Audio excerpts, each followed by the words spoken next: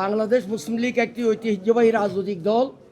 আপনারা সবাই জানেন, আপনারা বিজ্ঞ সাংবাদিক, 1906 সালে নবাব স্যার সলিমুল্লাহ এই দল প্রতিষ্ঠিত করেছিল। আজ থেকে 120 বছর আগে। এই 120 বছর পরেও বাংলাদেশ মুসলিম লীগ 14 পাতানো নির্বাচন বর্জন করেছিল।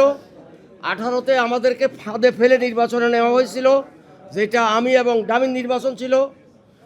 2024-এর নির্বাচনে আমরা অংশগ্রহণ করি নাই, কিন্তু গত 4টি নির্বাচনে বাংলাদেশ মুসলিম লীগের সেক্রেটারি জেনারেল হিসাবে আমি নমিনেশন দিয়েছিলাম।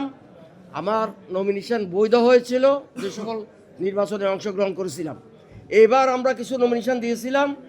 ইতিমধ্যে নির্বাচন কমিশন থেকে একটি একদম অন্যায়ভাবে আমাদের বৈধতা, কয়েকটি সিটের বৈধতা বাতিল করেছিল, কয়েকটি ঠিক রেখেছিল।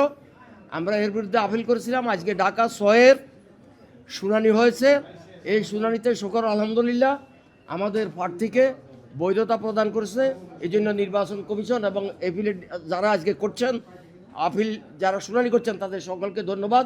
আপনাদের সকলকে অভিনন্দন। আসসালামু আলাইকুম।